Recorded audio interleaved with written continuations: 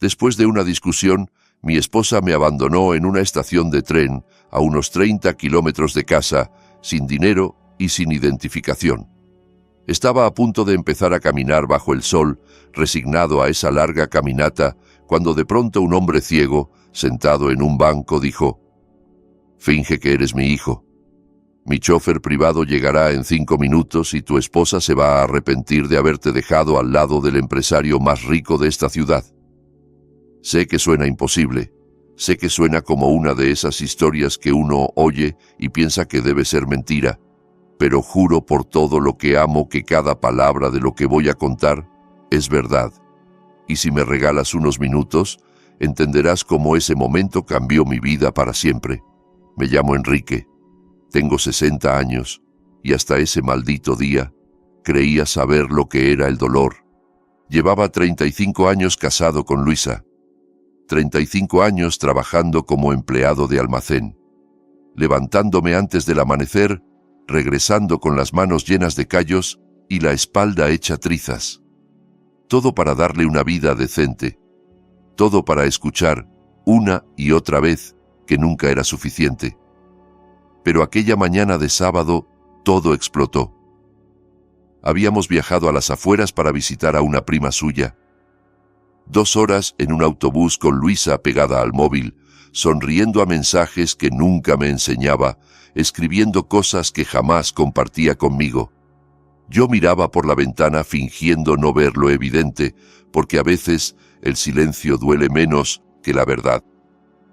Al llegar a aquella pequeña estación perdida en medio de la nada, ella quiso comprar dulces típicos en una tienda al otro lado de la plaza.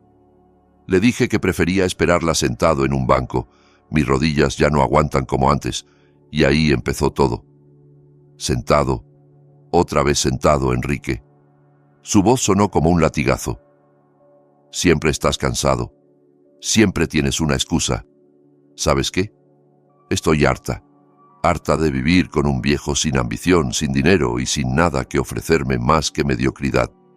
La gente empezó a mirarnos. Sentí la cara arder de vergüenza. «Luisa, por favor, no hagamos esto aquí», susurré, intentando calmarla. «¿Aquí no? Entonces, ¿dónde, Enrique? ¿En nuestra casa de porquería? ¿En ese departamento que ni siquiera puedes terminar de pagar?» Se rió con amargura. «Mira a tu alrededor. Mira dónde estamos. En una estación mugrienta, en un pueblo olvidado, porque ni siquiera podemos permitirnos viajar como la gente normal». Cada palabra era un golpe directo al pecho. Intenté tocarle el brazo, pero se apartó como si la hubiera quemado. «No me toques, y no quiero que me vuelvas a tocar nunca». El silencio que siguió fue peor que los gritos. Luisa respiró hondo, miró el móvil y luego me miró con unos ojos que ya no reconocía, fríos, vacíos. «¿Sabes qué, Enrique? Se acabó. No aguanto más. No voy a pasar el resto de mi vida atada a un fracasado».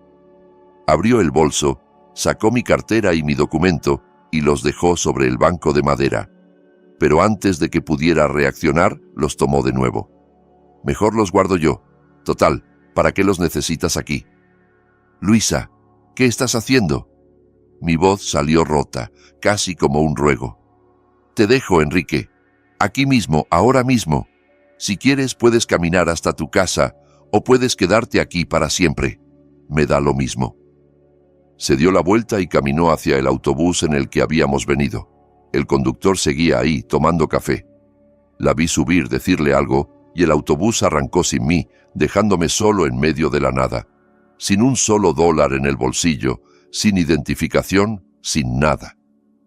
Me quedé paralizado mirando cómo el autobús desaparecía por el camino polvoriento. El sol me golpeaba la cabeza con fuerza. La estación estaba casi vacía. Unos vendedores ambulantes, una mujer con 2 niños y un anciano sentado en el banco de enfrente, con gafas oscuras y un bastón blanco. Un hombre ciego. Sentí que el mundo se desmoronaba bajo mis pies. 30 kilómetros hasta mi casa, 30 kilómetros bajo el sol, sin agua, sin dinero, sin nada. A mis 60 años, con las rodillas destrozadas y el corazón hecho añicos, me senté en el banco, hundí la cara entre las manos y por primera vez en décadas lloré. Lloré de rabia, de impotencia, de vergüenza. ¿Cómo había llegado hasta ahí? ¿En qué momento mi vida se había convertido en eso? Entonces, escuché una voz suave pero firme junto a mí. «Disculpe, joven». Levanté la cabeza. El hombre ciego giraba el rostro hacia mí como si pudiera verme a través de aquellas gafas oscuras. «¿Me habla a mí?», pregunté torpemente, secándome las lágrimas. «Sí, a usted. Lo he oído todo y siento mucho lo que acaba de pasarle». Hizo una pausa y sonrió de una forma extraña. «Pero creo que puedo ayudarle». No entendía nada. ¿Ayudarme? ¿Un anciano ciego? «No quiero molestarlo, señor. De verdad, estaré bien». «No, no va a estar bien». Su voz se volvió grave. «Pero puede estarlo si me hace caso. Necesito que finja algo por mí. Solo unos minutos». Me quedé callado, confundido. El anciano se inclinó un poco hacia mí y susurró: «Finge que eres mi hijo. Mi chofer llegará en 5 minutos y tu esposa se va a arrepentir de haber dejado tirado, como basura, al lado del empresario más rico de esta ciudad». Lo miré como si estuviera loco. ¿Fingir ser su hijo? ¿El empresario más rico de la ciudad? Tenía que ser una broma o, peor, alguna estafa rara. Pero había algo en la voz de aquel hombre, algo en la calma con la que hablaba, que me hizo dudar. «Señor, yo no entiendo. ¿Por qué haría eso por mí? Ni siquiera me conoce». El anciano sonrió, esa sonrisa extraña como de quien sabe algo que tú ignoras. «Porque sé exactamente lo que se siente estar solo, abandonado, sin nadie que te tienda la mano». «¿Y por qué no habría de hacerlo?». Ajustó sus gafas. «Me llamo Francisco Sterling, y si ese apellido te suena, es porque seguramente lo has oído antes». El nombre me cayó como un rayo. Claro que lo conocía. Todo el mundo en la región conocía ese apellido. Dueño de la mayor planta procesadora de alimentos del estado, varios hoteles y tierras que se extendían kilómetros. Un hombre cuya fortuna se estimaba en cientos de millones de dólares. Y estaba ahí, sentado junto a mí, en una estación olvidada. «Señor Sterling, yo... no puedo. No tiene sentido». «Claro que tiene sentido, Enrique». Dijo mi nombre aunque yo nunca se lo había dicho. «Escuché cómo te llamaba tu esposa. Oí cada palabra que te dijo. Y te diré algo. Una mujer que abandona a su marido así, sin compasión, sin dignidad, merece ver lo que acaba de perder». El corazón me latía con fuerza. No sabía si era miedo, esperanza o simplemente la adrenalina de lo absurdo. «¿Pero por qué haría esto por mí?». Francisco suspiró y por un momento su cara se llenó de una tristeza profunda. «Porque hace 30 años mi único hijo murió en un accidente. Tenía más o menos tu edad, y desde ese día he vivido con un vacío que nada llena». Hizo una pausa. «Mi chofer llegará en unos minutos. Cuando llegue, solo sigue el juego. Llámame papá. Actúa como si me hubieras estado esperando. Y créeme cuando te digo que tu vida está a punto de cambiar». Antes de que pudiera contestar, escuché el motor de un vehículo acercándose. Una camioneta BMW negra, reluciente, entró en el pequeño aparcamiento de la estación. Los cristales polarizados reflejaban el sol como espejos. Se detuvo justo frente a nosotros y un hombre de traje bajó enseguida. «Señor Sterling, disculpe la demora. El tráfico en la carretera estaba complicado». «No te preocupes, Esteban, llegas justo a tiempo». Francisco extendió la mano hacia mí. «Ayúdame a levantarme, hijo». La palabra hijo me congeló un segundo, pero algo dentro de mí, quizá la desesperación, quizá la curiosidad, quizá el deseo de que Luisa viera que se había equivocado, me hizo reaccionar. Le tomé la mano y lo ayudé a ponerse de pie. «Esteban, quiero presentarte a Enrique. Es mi hijo». El chofer me miró con evidente sorpresa, pero enseguida se recompuso. Era un profesional, acostumbrado a no hacer preguntas incómodas. «Un placer conocerlo, don Enrique». «El placer es mío», respondí, con la voz temblorosa. Francisco se apoyó en mi brazo como si fuera lo más natural del mundo. Caminamos hacia la camioneta y Esteban abrió la puerta trasera. El interior era de cuero color crema, con detalles en madera y una pantalla incrustada. Olía a coche nuevo, a dinero, a un mundo que nunca había sido el mío. Estaba a punto de subir cuando escuché un grito a lo lejos. «¡Enrique! ¡Enrique! ¡Espera!». Me volví y ahí estaba Luisa, corriendo desde la tienda de dulces, con una bolsa en la mano y los ojos desorbitados. Lo había visto todo: la camioneta de lujo, a Francisco, el trato respetuoso, como si yo fuera alguien importante. Se detuvo a pocos metros, jadeando, con el rostro lleno de confusión. «Enrique, ¿qué está pasando? ¿Quién es este señor?». Francisco giró el rostro hacia donde venía la voz de Luisa, aunque no pudiera verla, y sonrió con una calma que me heló la sangre. «Disculpe, señora, creo que se equivoca. Mi hijo no tiene tiempo para charlar con extraños. Nos espera una cena familiar muy importante». «¿Su hijo?». Luisa me miró como si me hubiera vuelto loco. «Enrique, ¿de qué habla este hombre? ¿Qué es todo esto?». Por primera vez en 35 años sentí algo que jamás había sentido frente a mi esposa: poder, control. Las tornas se habían invertido y yo no estaba del lado perdedor. «Luisa, creo que hace unos minutos dejaste muy claro que no querías saber nada más de mí. Así que por favor no hagas esto más difícil». Pero yo tartamudeó, buscando palabras. Estaba enfadada. ¿Sabes cómo me pongo? No lo decía en serio. «Claro que lo decías en serio». Mi voz salió firme, sin temblar. Cada palabra. «¿Y sabes qué? Está bien, porque tenías razón en algo. Merezco algo mejor». Francisco apretó suavemente mi brazo dándome apoyo. «Hijo, vámonos.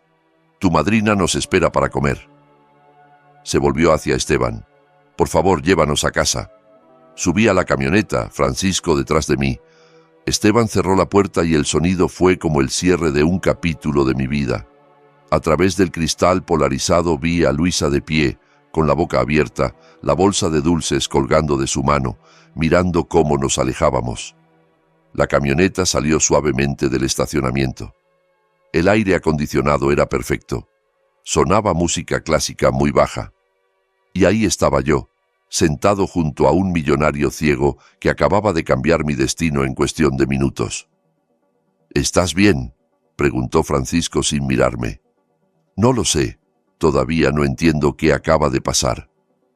«Lo que pasó, Enrique, es que le diste una lección a tu esposa que jamás olvidará. Vio que el hombre al que abandonó como si fuera basura vale mucho más de lo que nunca imaginó». Hizo una pausa.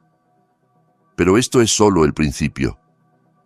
«¿A qué se refiere?», pregunté. Francisco volvió a sonreír, esa sonrisa llena de secretos. «A que si de verdad quieres cambiar tu vida, si de verdad quieres que esa mujer se arrepienta por haberte dejado, tendrás que quedarte conmigo un tiempo, tendrás que ser mi hijo, no solo un rato, el tiempo suficiente para que todos lo crean, incluida ella». Mi mente era un torbellino: miedo, emoción, incredulidad, esperanza. ¿Y por qué haría eso por mí? Todavía no lo entiendo. Francisco se quitó las gafas por primera vez. Sus ojos estaban velados, cubiertos por una película blanca, ojos que no veían, pero que parecían mirar directo a mi alma. «Porque estoy cansado de estar solo, Enrique. Porque mi hijo murió hace 3 décadas y nunca pude despedirme. Porque tengo más dinero del que podría gastar en 10 vidas y no tengo con quién compartirlo». Su voz se quebró un poco. «Y porque algo me dice que eres un buen hombre, un hombre que merece una segunda oportunidad». Las lágrimas volvieron a mis ojos, pero esa vez no eran de dolor, sino de algo que no sentía hacía años: esperanza. «No sé qué decir, don Francisco». «Di que sí. Di que confiarás en mí y verás cómo todo cambia». Miré por la ventana. La estación ya era un punto distante en el horizonte, y, en algún lugar de ese punto, Luisa seguía de pie preguntándose qué demonios había pasado. Respiré hondo. Sí, confío en usted. Francisco sonrió y se volvió a poner las gafas. Perfecto. Entonces, hijo, bienvenido a tu nueva vida. El camino hasta la mansión de Francisco duró unos 40 minutos, pero a mí me pareció que pasaron 40 segundos. Mi mente repetía una y otra vez la escena. La cara de Luisa al verme subir a aquella camioneta, su confusión, su arrepentimiento instantáneo. 35 años soportando su desprecio, sus quejas constantes, la manera en que me hacía sentir pequeño, y solo habían hecho falta 5 minutos para darle la vuelta a todo. La camioneta dejó la carretera principal y tomó un camino privado flanqueado por árboles antiguos. A lo lejos empecé a ver un enorme caserón de estilo colonial, de paredes blancas y techo de tejas rojas. Jardines inmensos, fuentes y una reja de hierro forjado que se abrió automáticamente al acercarnos. «Bienvenido a tu nuevo hogar, Enrique», dijo Francisco, tranquilo, como si fuera lo más normal del mundo. «¿Mi nuevo hogar?»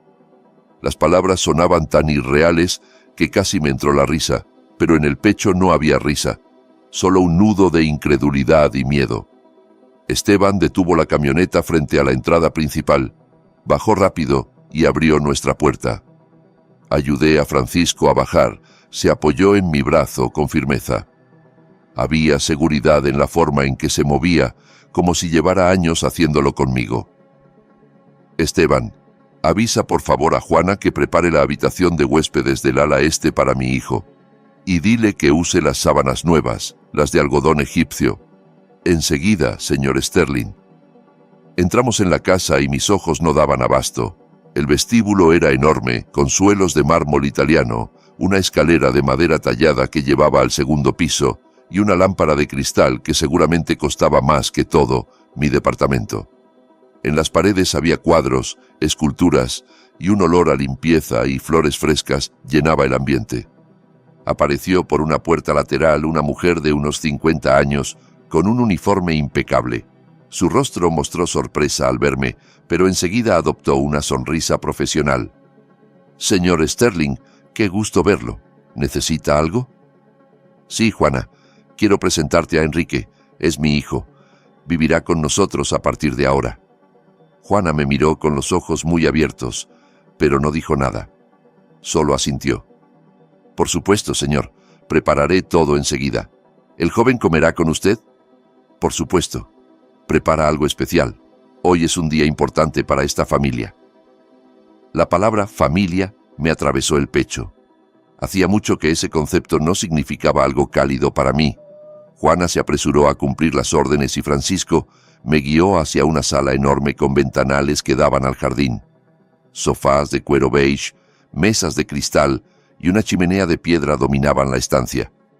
Me señaló un sofá. «Siéntate, Enrique. Tenemos que hablar». Me senté sintiéndome completamente fuera de lugar. Francisco se sentó frente a mí, dejó su bastón a un lado y se quitó las gafas otra vez. Sus ojos ciegos no veían, pero yo sentía que me desnudaban el alma. «Sé que tienes muchas preguntas y todas son comprensibles, así que voy a ser totalmente sincero contigo». Asentí, aunque él no pudiera verlo. Hace 30 años mi hijo Antonio murió en un accidente de coche. Tenía 30 años, recién casado, con toda la vida por delante. Desde ese día mi esposa nunca volvió a ser la misma. Murió 5 años después, más de tristeza que de enfermedad. Y me quedé solo. Solo con mi dinero, mis empresas y este vacío que nunca he podido llenar. Su voz se quebró, pero se mantuvo entero. Desde entonces he vivido en esta casa enorme, rodeado de empleados, socios, gente que solo me busca por mi dinero, pero nadie que de verdad se preocupe por mí. Nadie que me llame papá. Nadie que me haga sentir que mi vida significa algo más que números en una cuenta bancaria. Guardé silencio, sintiendo el peso de sus palabras. Cuando te oí en la estación, cuando escuché cómo tu esposa te humillaba, te abandonaba, te trataba como si no valieras nada, algo dentro de mí se rompió. Porque sé lo que es la soledad, Enrique, y sé cómo se siente cuando tu vida parece perder el sentido. Hizo una pausa. Pero también sé que a veces Dios, o el destino, o como quieras llamarlo, nos pone gente en el camino por una razón, y creo que tú eres esa razón para mí. Las lágrimas me rodaban por las mejillas sin control. Señor Francisco, esto es demasiado. No soy su hijo, no merezco nada de esto. No digas eso, nunca vuelvas a decir que no mereces nada. Su voz se hizo firme. Has trabajado toda tu vida para darle a esa mujer una vida digna. Sacrificaste tu salud, tu juventud, tu felicidad, y ella te pagó con desprecio. Si alguien merece una segunda oportunidad, eres tú. Francisco se inclinó un poco hacia adelante, como queriendo tocarme, pero se contuvo.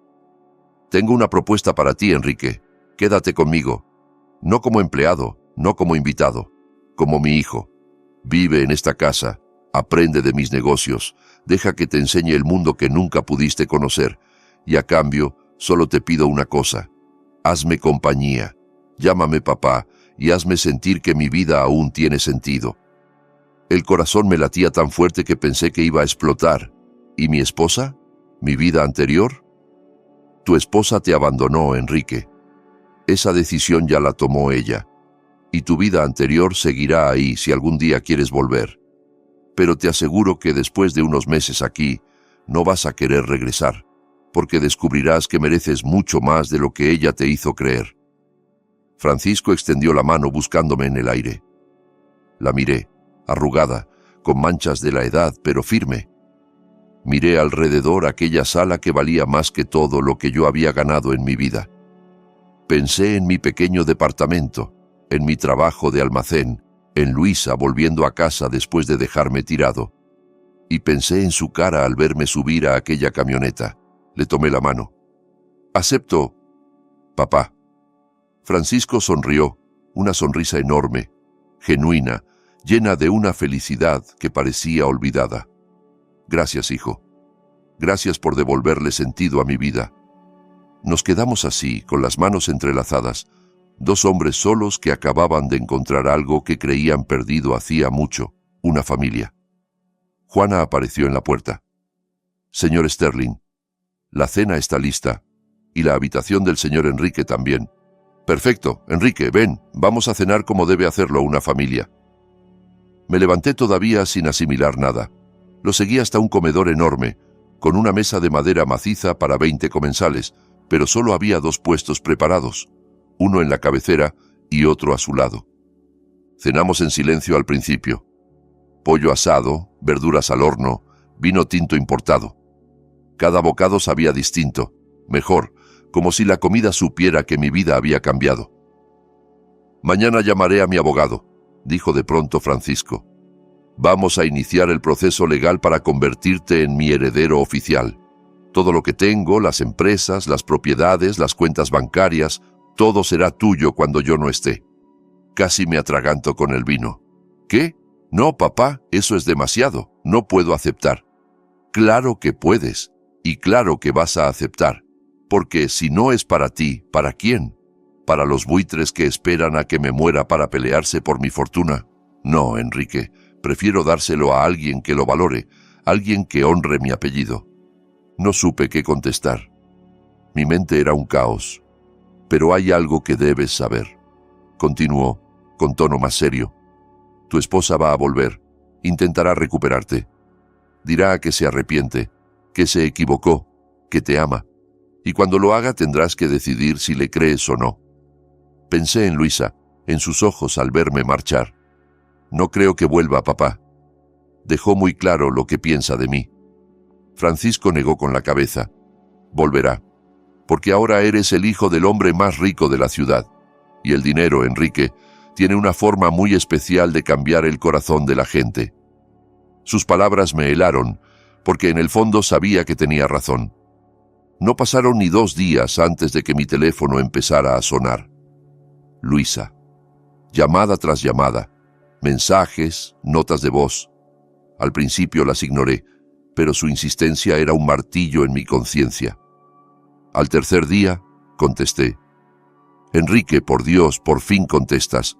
No he dejado de llamarte. ¿Dónde estás? ¿Qué es todo esto? ¿Quién era ese señor?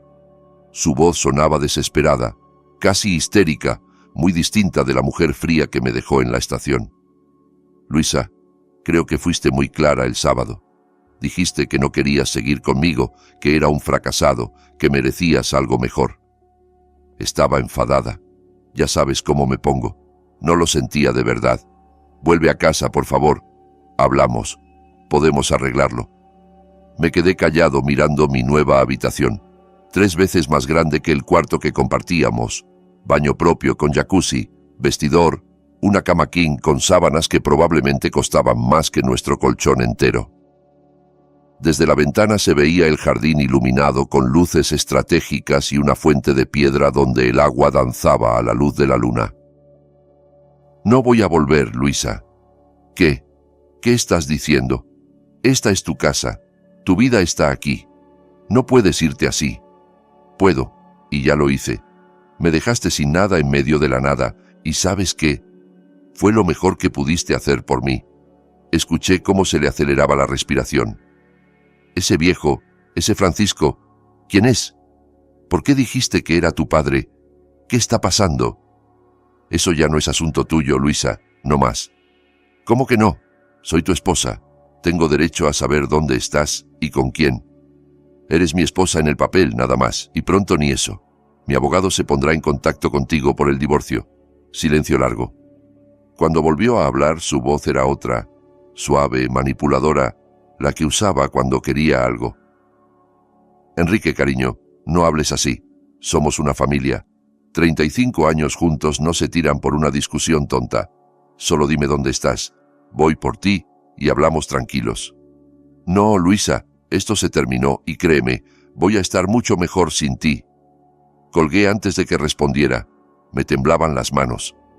35 años de matrimonio se acababan en una llamada de 3 minutos, pero extrañamente no sentí tristeza. Sentí liberación. A la mañana siguiente, Juana llamó a mi puerta para avisarme que Francisco me esperaba para desayunar. Me puse una de las camisas nuevas que alguien había dejado en mi armario, ropa de marca que me quedaba perfecta. Al bajar, él ya estaba en la cabecera de la mesa tomando café. «Buenos días, papá», dije, y la palabra me salió más natural de lo que esperaba. «Buenos días, hijo. Espero que hayas dormido bien. Mejor que en años. Me alegra, porque hoy es un día importante. Vamos a ver a mi abogado para iniciar la adopción legal y los trámites de herencia. También abriremos cuentas bancarias a tu nombre y empezaremos a enseñarte el negocio familiar». El desayuno era abundante. Fruta, pan recién horneado, huevos revueltos, jugo de naranja natural. Mientras comíamos, Francisco me habló de su imperio. Una planta procesadora de alimentos que exportaba a 12 países, 3 hoteles de lujo, varios locales comerciales y acciones en empresas tecnológicas y energéticas. Su fortuna superaba los $500 millones. 500 millones.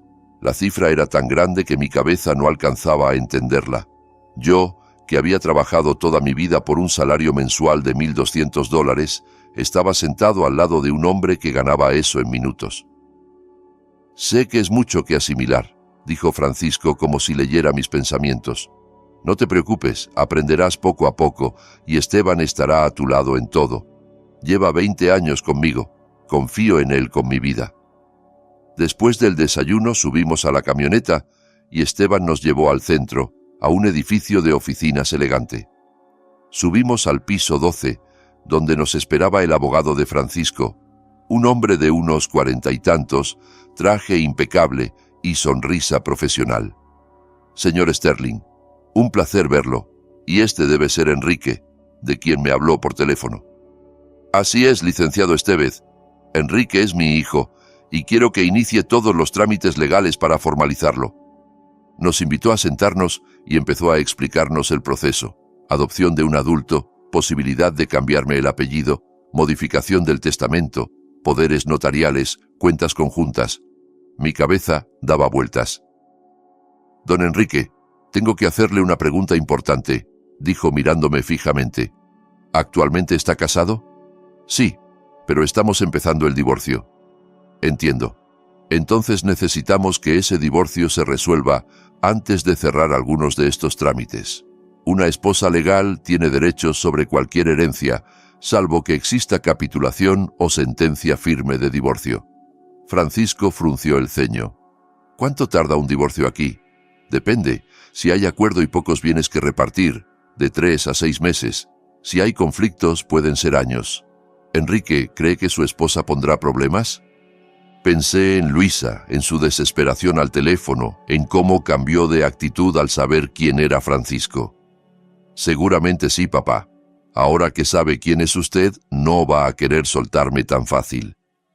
Francisco golpeó el suelo con el bastón.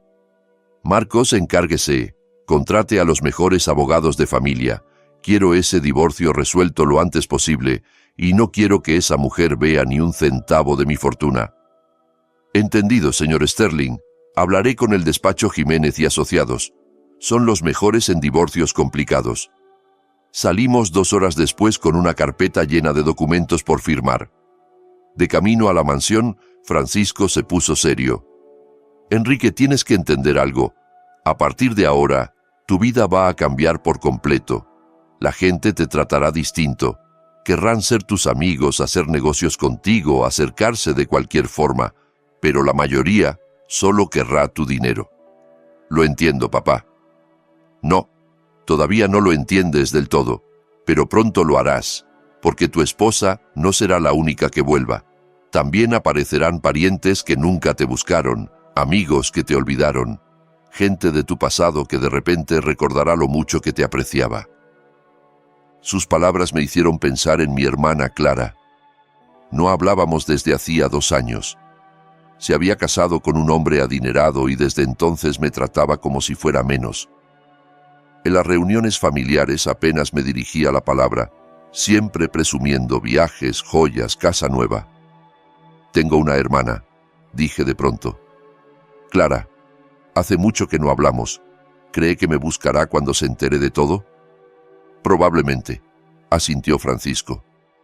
Cuando lo haga, observa bien sus intenciones. La gente muestra su verdadera cara cuando hay dinero de por medio, Enrique, y te aseguro que vas a descubrir cosas de personas que creías conocer. Al llegar a la mansión empezaba a llover. Subí a mi cuarto y me tiré en la cama mirando el techo. El móvil vibró. Un mensaje de Luisa. Enrique, por favor, tenemos que hablar. Vuelve a casa. Te extraño, perdóname. Lo borré sin contestar. Otro mensaje de un número desconocido. Enrique, soy Clara, tu hermana. Me enteré de que estás pasando un mal momento con Luisa. Quiero que sepas que estoy aquí para ti. Llámame cuando puedas. Me quedé mirando el mensaje mucho rato. Francisco tenía razón. Las ratas siempre encuentran el queso. No contesté, al menos no de inmediato. No tardó en sonar el teléfono. Era ella. Enrique, hermano, ¿por qué no has contestado? Estoy preocupadísima por ti. Preocupada sonaba falso en su boca. Clara nunca se preocupó por mí, ni cuando perdí el trabajo hace 5 años, ni cuando mamá murió y pagué solo el funeral porque ella estaba de viaje en Europa, ni cuando le pedí prestados $2,000 para una operación de Luisa y me dijo que no podía, mientras llevaba un bolso de 5,000 colgado del brazo. Hola, Clara, estoy bien. Gracias por preguntar. ¿Bien? Luisa me llamó llorando. Me dijo que la dejaste, que te fuiste con un viejo extraño, que no le contestas. ¿Qué está pasando? Lo que pasa es que Luisa me dejó tirado en una estación sin dinero y sin documentos, Clara. Y decidí no volver con ella. Silencio al otro lado. Pero es tu esposa, Enrique. Las parejas discuten. Es normal. No puedes tirar todo por una pelea. No fue solo una pelea. Fue la gota que colmó el vaso después de años de humillación. Bueno, pero ¿y ese hombre con el que te fuiste? Luisa dijo que subiste a una camioneta de lujo con un anciano. ¿Quién es? Ahí estaba la razón real de su llamada. No le importaba cómo estaba yo. Quería saber quién era Francisco, si los rumores que ya corrían eran ciertos. Es alguien que me ayudó cuando más lo necesitaba. Es todo lo que tienes que saber. Enrique, soy tu hermana. Tengo derecho a saber con quién estás. ¿Y si es peligroso? ¿Y si se aprovecha de ti? Casi me reí. Ella, hablando de aprovecharse. No te preocupes por mí, Clara, estoy mejor que nunca. Así que es verdad, estás viviendo en la mansión de los Sterling, ¿no? Dios mío, Enrique, ¿cómo lograste eso? ¿Trabajas para él? ¿Eres su empleado? Ahí estaba su desprecio habitual apenas disfrazado. Para ella solo podía ser un empleado, nunca un igual. No soy su empleado, soy su hijo. El silencio que siguió fue largo. ¿Su hijo? Eso no tiene sentido, Enrique. Tiene todo el sentido. Francisco Sterling me adoptó. Soy su heredero legal. Y dentro de poco, cuando se termine el papeleo, tendré acceso a toda su fortuna. Oí cómo respiraba agitadamente, procesando la información. Enrique, yo no lo sabía. Es increíble. Me alegro tanto por ti. ¿De verdad? ¿Así como te alegraste cuando perdí el trabajo? ¿O cuando te pedí ayuda y me dijiste que estabas justa de dinero? Eso fue hace años. Teníamos problemas económicos. Tantos problemas que al mes siguiente te compraste un coche nuevo. No seas rencoroso, Enrique. Somos familia. Sé que me he equivocado, pero ahora quiero estar ahí para ti. Quiero que volvamos a ser hermanos. En ese momento entró Francisco al comedor, guiado por su bastón. Alzó una ceja hacia mí, como preguntando quién era. Clara, tengo que colgar. Hablamos luego. Espera, podemos vernos hoy. Almorzamos juntos, hace mucho que no conversamos en serio. Lo pensaré, adiós. Colgué antes de que insistiera. Francisco se sentó en la mesa con su elegancia habitual. ¿Tu hermana? Sí, ¿cómo lo supo? Por tu tono. Hay un cansancio especial que solo provoca la familia. Sonrió. ¿Quiere dinero? Todavía no lo ha pedido, pero sé que lo hará. O algo peor. Algo peor. Querrá usarme para presumir que su hermano es el hijo de Francisco Sterling, para abrir puertas, para escalar socialmente. Francisco asintió mientras Juana le servía café. La familia puede ser complicada, Enrique. A veces quienes más queremos son los que más nos hieren. Yo aprendí eso a las malas. ¿Qué le pasó?, pregunté. Francisco dio un sorbo a su café y habló. Cuando mi hijo murió, tenía 3 hermanos, uno mayor y 2 menores. Fueron al funeral, lloraron, dijeron que estarían ahí para mí, pero en cuanto leyeron el testamento y vieron que Antonio era mi único heredero y que yo me había quedado sin hijos, empezaron a pelear entre ellos por quién debería quedarse con mi fortuna cuando muriera. Me demandaron, Enrique, mis propios hermanos intentando obligarme a repartir mi herencia en vida. Sentí un escalofrío. ¿Y qué hizo? Los desheredé. Cambié el testamento y dejé claro que no verían ni un centavo. Desde entonces no me hablan. ¿Y sabes qué? No los extraño. Entendí que nunca me quisieron. Solo querían lo que tenía. Extendió la mano sobre la mesa y la tomé. Por eso te elegí a ti, Enrique. Porque cuando te encontré no tenías idea de quién era yo. No me buscaste, no me pediste nada. Estabas en tu peor momento, destrozado, humillado, y aún así dudaste cuando te ofrecí ayuda porque no estás acostumbrado a recibir sin dar algo a cambio. Esa humildad, esa integridad, eso no se compra. Sus palabras me llenaron de una emoción difícil de describir. Era gratitud, pero también algo más profundo. Por primera vez me sentía valorado por quien era, no por lo que podía dar. Gracias, papá.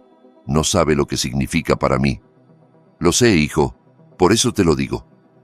El resto del día lo pasamos revisando documentos en su despacho privado. Me enseñó sus negocios, me explicó contratos, me presentó a socios por videollamada. Era abrumador, pero también emocionante. Por primera vez en mi vida, mi mente servía para algo más que cargar cajas. Por la tarde, Esteban me llevó a una tienda de ropa de alta gama en el centro. Francisco insistía en que necesitaba un guardarropa acorde con mi nueva posición. 3 horas después salí con 12 trajes, 20 camisas, zapatos italianos, relojes suizos y una tarjeta de crédito platino a mi nombre, con un límite mensual de $50,000. $50,000, más de lo que ganaba en 3 años de trabajo. Al volver a la mansión, Juana me esperaba en la entrada con expresión preocupada. Don Enrique, hay una mujer esperándolo en la sala. Dice que es su esposa. El corazón se me detuvo. Luisa. Entré y ahí estaba. Se había arreglado.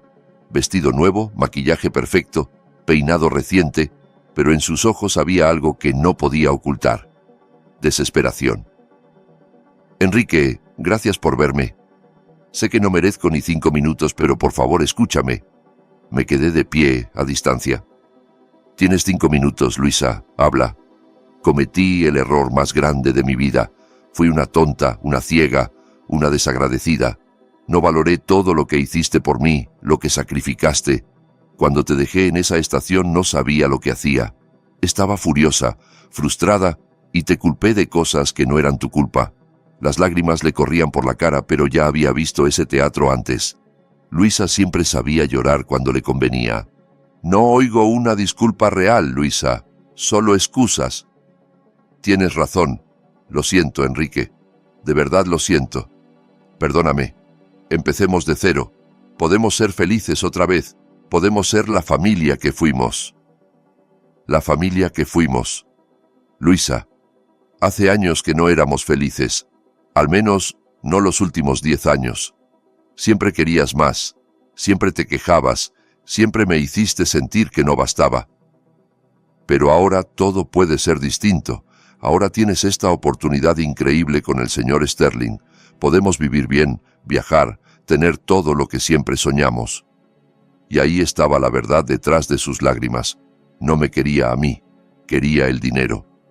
Sal de esta casa, Luisa. ¿Qué? No, Enrique, por favor. He dicho que salgas y no vuelvas. Mi abogado se pondrá en contacto contigo. Firma el divorcio sin pelear y esto se acabará rápido. Pelea y te prometo que no ganarás. Me miró con una mezcla de sorpresa y rabia.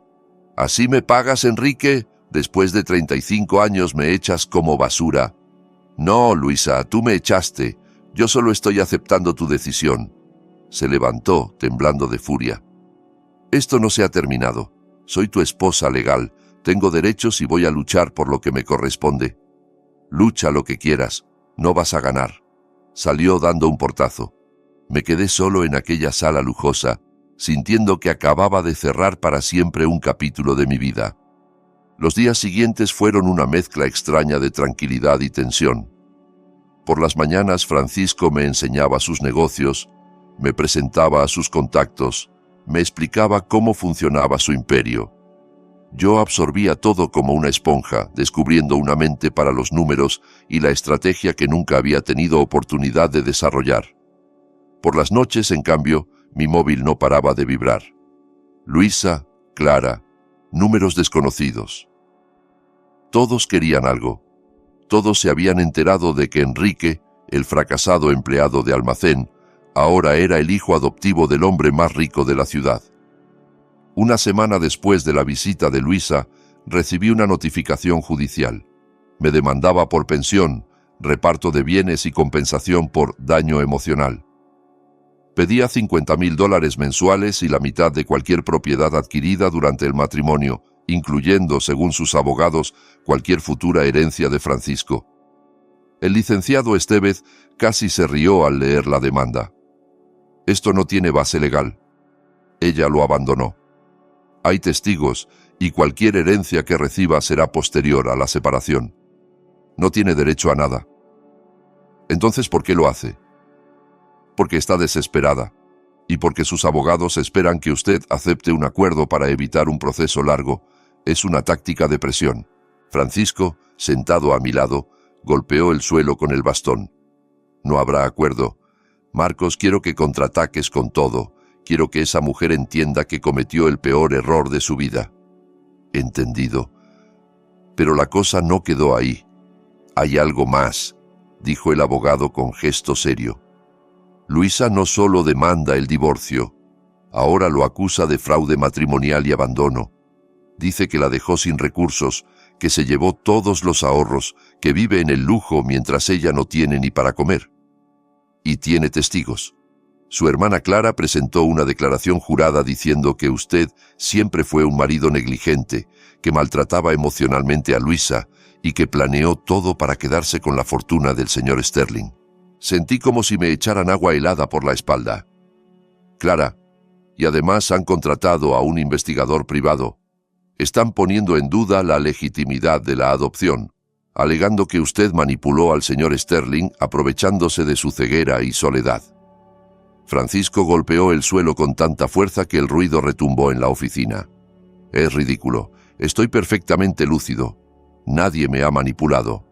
Lo sé, pero están construyendo un caso, y lo peor es que han contactado con antiguos empleados suyos, señor Sterling, buscando cualquier comentario que deje mal a Enrique. ¿Qué podemos hacer?, pregunté. Luchar. Tenemos la verdad de nuestro lado, respondió el abogado. Pero debo advertirles. Esto se va a poner feo, muy feo. Van a atacar tu reputación, Enrique. Intentarán pintarte como un vividor, un estafador, y usarán a tu propia familia para hacerlo. Francisco me tomó la mano. Lucharemos. No dejaremos que esas víboras ganen. Marcos, contrata a los mejores penalistas del país. Quiero demandarlas por difamación, calumnia, todo lo que sea posible. Y quiero que investigues a Luisa y a Clara. Si están mintiendo, debe haber pruebas. Los días siguientes fueron una pesadilla.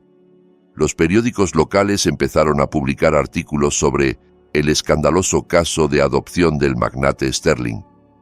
Fotos mías saliendo de la mansión, especulaciones sobre mis intenciones, entrevistas con fuentes cercanas que aseguraban que yo había planeado todo desde el principio.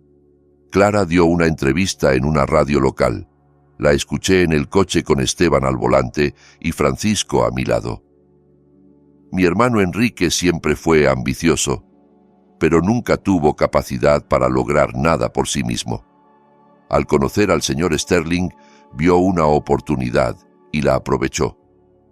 Es triste ver cómo un anciano vulnerable puede ser manipulado solo por dinero.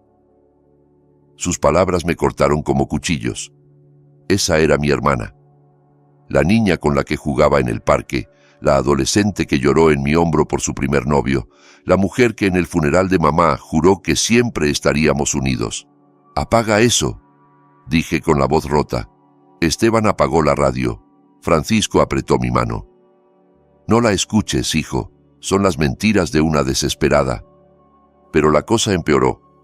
Una semana después recibí otra citación. Luisa había pedido una orden de alejamiento temporal, alegando que yo la había amenazado y que temía por su seguridad. También presentó cargos por abuso emocional y económico. «Es absurdo», protesté cuando Marcos me lo explicó. «Jamás la amenacé ni le hice daño». «Lo sé, pero tiene testimonios. Clara dice que usted la amenazó cuando vino a visitarlo. Asegura tener un vídeo en su móvil». Me quedé helado. Recordé cómo al irse enfurecida de la mansión, sacó el teléfono. Pensé que llamaba a alguien. Ahora entendía que había estado grabando.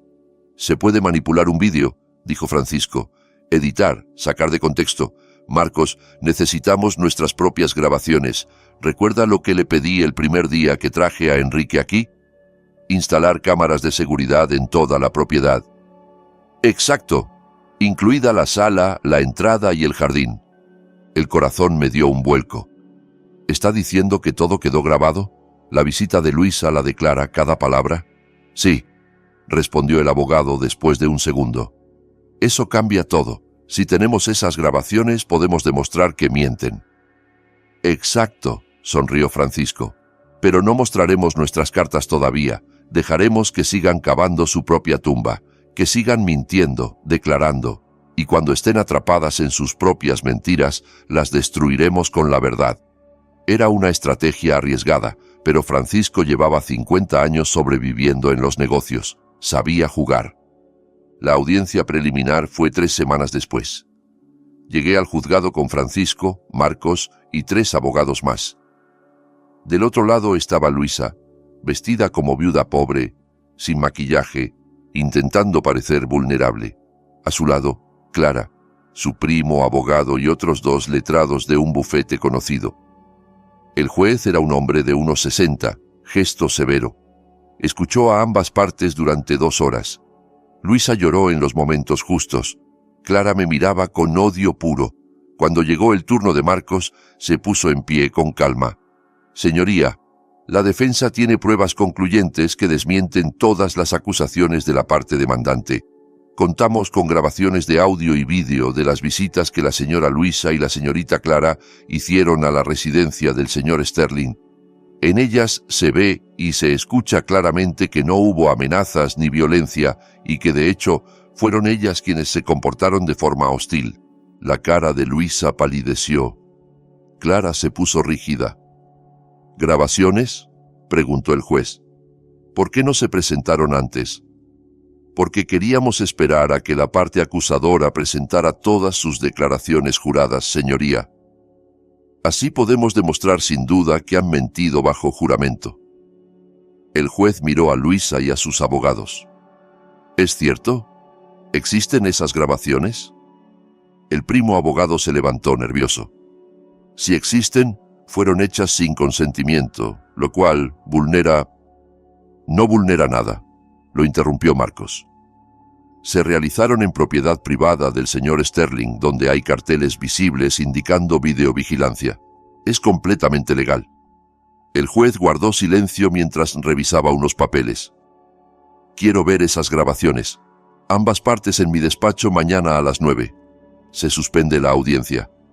Al salir, Luisa intentó acercarse en el aparcamiento, pero Esteban le cortó el paso. Enrique, por favor, esto se ha ido de las manos. Yo no quería... No se acerque a mi hijo, dijo Francisco helado. Ya ha hecho suficiente daño. Clara apareció detrás, descompuesta. Enrique, entiende, Luisa me convenció. Me dijo que la habías amenazado. Yo solo. Mentiste bajo juramento, Clara. No solo me traicionaste como hermana, también cometiste un delito. No, yo... puedo explicarlo, pero ya estábamos subiendo a la camioneta. Mañana se acaba esto, hijo, murmuró Francisco durante el regreso. Mañana verán quiénes son las verdaderas víctimas. Por primera vez en semanas, sentí algo de esperanza. Al día siguiente, a las 8:45, estábamos en el despacho del juez. Marcos llevaba una tablet con todas las grabaciones ordenadas. Luisa y Clara llegaron 15 minutos tarde, con los ojos hundidos de no dormir. El juez nos indicó que nos sentáramos y fue al grano.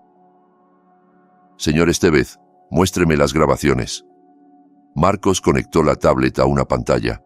Empezó el vídeo del día que Luisa vino a la mansión.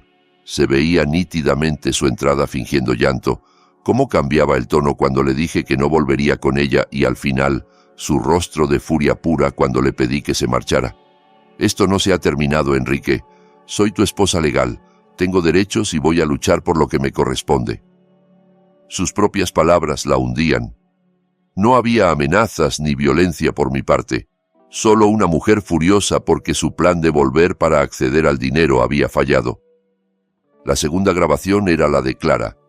Toda su visita, desde que entró midiendo con los ojos cada mueble, hasta el momento en que, sin decirlo abiertamente, pidió dinero, y su explosión de rabia cuando le dije que no. Te vas a arrepentir, Enrique. Luisa me pidió que declare a su favor en el juicio, y ¿sabes qué? Lo voy a hacer. El juez detuvo el vídeo y miró a Clara con severidad. Señorita, ¿amenazó con prestar falso testimonio a favor de la demandante? Clara estaba blanca.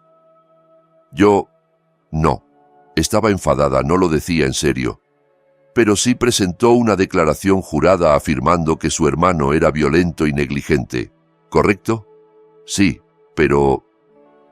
¿Aparece en alguna otra grabación un comportamiento violento por parte del señor Enrique?, preguntó el juez. En ninguna, señoría, respondió Marcos. En todas se muestra respetuoso, incluso cuando lo atacan verbalmente. El juez se recostó en la silla, mirando a Luisa y a Clara. Señora Luisa, señorita Clara, han mentido ambas bajo juramento. Han presentado declaraciones falsas a este tribunal. Eso es perjurio, un delito grave. Sus abogados les explicarán las consecuencias. El primo abogado intentó hablar. Señoría, si me permite... Silencio. No quiero escuchar nada más. Miró a Marcos. ¿La defensa va a continuar con la contrademanda? Sí, señoría. Por difamación, calumnia y daño moral. También solicitamos que se inicien acciones penales por perjurio. Concedido. Además, desestimo todas las pretensiones de la señora Luisa. No hay pruebas de abuso, ni económico ni emocional, ni de ninguna otra acusación. El divorcio se tramitará por abandono imputable a la demandante. No recibirá pensión ni compensación alguna. Luisa empezó a llorar, ahora sí, de desesperación real. No, por favor, señoría, no tengo nada, ni dinero ni trabajo. Debería haberlo pensado antes de abandonar a su marido y luego intentar extorsionarlo, respondió el juez. Se levanta la sesión. Mi asistente les enviará la resolución en 48 horas. Salimos. En el pasillo, Clara volvió a acercarse. Enrique, por favor, no dejes que me procesen. Tengo hijos. Si me condenan por perjurio lo pierdo todo. La miré a los ojos, los mismos que me habían mirado con desprecio cuando era pobre, los mismos que brillaron de codicia al saber que era rico y que ahora suplicaban. Deberías haber pensado en tus hijos antes de traicionar a tu hermano, antes de mentir bajo juramento, antes de intentar destruir mi vida por ambición. Luisa me convenció. Me dijo que me habías amenazado, que te habías vuelto peligroso. Yo solo quería protegerla. Mentira. Querías dinero. Querías que ganara para que yo te diera lo que pediste. Pero no funcionó. Y ahora tendrás que afrontar las consecuencias. Francisco me tocó el brazo con suavidad. Vámonos, hijo. No merecen más de tu tiempo. Caminamos hacia la salida mientras detrás Luisa y Clara se quedaban llorando en el pasillo, rodeadas de abogados que seguramente les enumeraban cuántos años de cárcel podían caerles. De vuelta a la mansión, Francisco habló en voz baja. ¿Cómo te sientes? No lo sé. Debería sentirme victorioso, pero me siento vacío. Es normal. Acabas de ver el verdadero rostro de personas a las que querías. Duele, aunque merezcan lo que les pasa. ¿Crees que fui demasiado duro con Clara? No, fuiste justo. Ella tomó sus decisiones. Mentir, traicionarte, intentar destruirte. Las consecuencias son suyas, no tuyas. Al llegar, Juana nos esperaba con toallas y té caliente. Francisco subió a descansar. Yo me quedé en la sala mirando la lluvia sobre el jardín. El móvil vibró. Número desconocido. Contesté. Enrique, soy Gregorio. El marido de Clara. ¿Qué quieres? Hablar contigo. Clara está destrozada, no para de llorar. Los niños preguntan qué pasa. Por favor, Enrique, retira los cargos. Se equivocó, pero no merece la cárcel. ¿Un error? Clara mintió bajo juramento. Intentó destruir mi reputación y ayudar a Luisa a robarme. ¿Eso te parece un simple error? Lo sé, fue una estupidez. Pero piensa en tus sobrinos.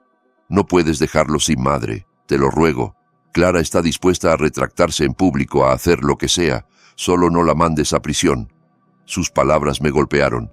Mis sobrinos, Manuel, de 7, y Gilda, de 5, inocentes que no tenían culpa de nada. Déjame pensarlo. Te llamo mañana. Fui a buscar a Francisco a su despacho. Me escuchó en silencio. Hijo, dijo al terminar, justicia y venganza no son lo mismo. Justicia es dar a cada uno lo que merece. Venganza es hacer daño solo porque te lo hicieron. Clara merece consecuencias. La pregunta es, ¿qué tipo de hombre quieres ser? ¿El que destruye una familia aunque tengan culpa? ¿O el que pone límites firmes pero muestra misericordia cuando puede? No lo sé. Entonces piénsalo esta noche. Y mañana, cuando tengas la respuesta, sabrás que es la correcta, porque vendrá de aquí. Se tocó el pecho. No dormí. Me revolví pensando en Clara, en mis sobrinos, en Luisa. En algún momento, con la lluvia golpeando los cristales, supe qué debía hacer. A la mañana siguiente llamé a Marcos. Quiero retirar los cargos de perjurio contra Clara, pero con condiciones. ¿Cuáles? Que se retracte públicamente de todo lo que dijo, que pida disculpas en los mismos medios donde me difamó, y que firme un documento reconociendo que mintió y comprometiéndose a no tener ningún contacto conmigo jamás. ¿Y con Luisa? Con ella sigo adelante. No tiene hijos inocentes que sufran por sus actos. Entendido. Prepararé los documentos. Cuando le conté mi decisión a Francisco, sonrió. Hiciste lo correcto. Demostraste que eres mejor que ellos, pero también marcaste límites. Eso es sabiduría. 2 días después, Clara apareció en el mismo programa de radio en el que me había destrozado. Su voz, rota, sonó por la cocina mientras Juana preparaba la comida. Mentí sobre mi hermano Enrique. Dije cosas horribles que no eran verdad. Lo hice por envidia, por codicia y por estupidez. Enrique es un buen hombre que no merecía nada de lo que le hice. Le pido perdón, aunque sé que no lo merezco. Apagué la radio. Juana me miró de reojo. ¿Se siente mejor, don Enrique? No mejor, pero en paz. Y era cierto, por primera vez en semanas sentía paz. 6 meses después, mi vida era irreconocible. El divorcio con Luisa se había resuelto tal y como el juez dictaminó, sin pensión ni compensación. Aún así, enfrentó cargos reducidos por intento de fraude procesal. Le dieron 2 años de libertad condicional y una multa de $20,000 que nunca podría pagar. Lo último que supe es que vivía en un departamento pequeño con una prima, trabajando de cajera en un supermercado.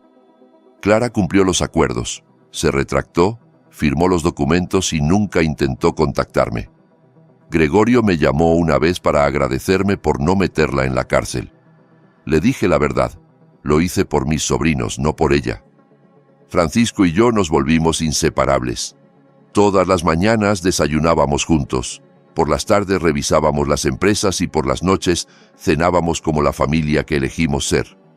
Me enseñó todo sobre su imperio y descubrí que tenía un talento natural para los negocios que jamás había sospechado cargando cajas. La adopción se formalizó 3 meses después de la audiencia. Ese día, cuando el juez firmó y me dio mi nueva partida de nacimiento con el nombre Enrique Sterling, lloré como un niño. Francisco también lloró, aunque intentó ocultarlo. «Ahora eres oficialmente mi hijo», dijo con la voz tomada, «y yo, oficialmente, tu padre».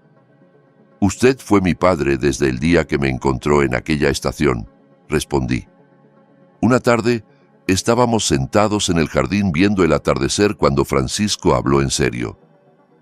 «Hay algo que tengo que confesarte, Enrique, algo que guardo desde que nos conocimos». «¿Qué cosa, papá?» «No estaba en esa estación por casualidad. Fui porque alguien me dijo que había un hombre en apuros, abandonado por su esposa. Esteban me llevó exactamente a ese lugar. Me quedé helado». «¿Quién se lo dijo?» Sonrió. «Juana. Es pariente lejana de una vendedora de la estación. Esa mujer vio todo lo que Luisa te hizo y se lo contó a Juana. Algo en la forma en que lo describió me hizo querer ir. Pensé que quizá por fin encontraría lo que llevaba 30 años buscando». Las lágrimas me corrieron por la cara. Todo este tiempo lo supo. Sabía que necesitabas ayuda. Lo que no sabía era que tú ibas a hacer exactamente lo que yo necesitaba también. Eso fue el destino, o Dios, o como prefieras llamarlo. Nos quedamos en silencio viendo el sol ocultarse tras las montañas. ¿Sabes qué es lo más extraño de todo esto?, dije al fin. ¿Qué? Que si Luisa no me hubiese abandonado aquel día, yo seguiría siendo el mismo hombre infeliz, trabajando en un almacén, sintiéndome poca cosa, y dejando que todos pasaran por encima de mí. Su crueldad más grande terminó siendo mi mayor bendición. Francisco apretó mi mano. Así funciona la vida a veces. Las peores cosas que nos pasan son las que más nos transforman. Aquel día en la estación, cuando creías que todo estaba perdido, en realidad estaba empezando tu vida de verdad. Y la tuya también, papá. Y la mía también. Hoy, 2 años después de aquel día en la estación, soy el director general de Sterling Enterprises. Francisco se retiró oficialmente hace 6 meses, aunque sigue yendo a la oficina 2 veces por semana a supervisar. En realidad, creo que solo quiere asegurarse de que no arruine su legado. Nunca volví a ver a Luisa. Supe que intentó demandarme de nuevo, pero su propio abogado tiró el caso al ver que no tenía sustento. Clara me manda una tarjeta cada Navidad. Nunca las abro, las guardo en un cajón cerradas. Algunos puentes, una vez quemados, no pueden ni deben reconstruirse. Hace un mes pedí a Esteban que me llevara a aquella estación de tren. Me senté en el mismo banco donde estaba el día que mi vida cambió para siempre. El mismo banco donde lloré, derrotado, convencido de haber tocado fondo. Una pareja joven discutía cerca. Ella gritaba, llamando al hombre fracasado, inútil. Él tenía la mirada perdida, rota, como la mía aquel día. Me levanté y me acerqué. La mujer dejó de gritar al verme. «Disculpa», le dije al chico. «¿Necesitas que llame a alguien?» Me miró confuso, con lágrimas en los ojos. «Estoy bien, gracias». Le tendí mi tarjeta. «Si alguna vez necesitas ayuda, un trabajo o simplemente alguien que te escuche, llámame». Tomó la tarjeta con manos temblorosas. La mujer me miró con los ojos muy abiertos, quizá reconociendo el apellido Sterling. Volví a la camioneta donde Francisco me esperaba. «¿Hiciste una buena obra hoy?», preguntó con una sonrisa. «Lo intenté. No sé si me llamará, pero si lo hace, lo ayudaré como tú me ayudaste». Así se construye un legado, hijo. No solo con dinero, sino con compasión. Aquel día en la estación me quedé solo. Creí que mi vida se había terminado, pero en realidad apenas comenzaba. Perdí a una esposa que nunca me valoró, a una hermana que nunca me respetó y una vida que jamás me hizo feliz. A cambio, gané un padre que me ama sin condiciones, la familia que elegí construir y la dignidad que siempre merecí, pero nunca reclamé. A veces las peores traiciones son las mayores bendiciones disfrazadas, y a veces encontrar tu verdadero hogar exige perderlo todo antes. Hoy soy Enrique Sterling, hijo, empresario y por fin un hombre en paz consigo mismo. Y todo empezó el día en que un hombre ciego se inclinó hacia mí y me susurró: «Finge que eres mi hijo». Y si tú que estás viendo esto alguna vez te has sentido como Enrique, solo, menospreciado o traicionado por la gente que se supone que debía cuidarte, recuerda esto: tu historia todavía no ha terminado. A veces la vida te rompe solo para obligarte a reconstruirte más fuerte, con más dignidad y con personas que sí te sepan amar. Si quieres escuchar más historias como esta, que te recuerden tu valor y te den esperanza cuando todo parece perdido, suscríbete al canal, activa la campanita y deja un like para que YouTube se la muestre a más personas que lo necesitan. Cuéntame en los comentarios qué parte de esta historia más te tocó y nos vemos en el próximo video, donde quizá la próxima historia que cambie una vida sea la tuya.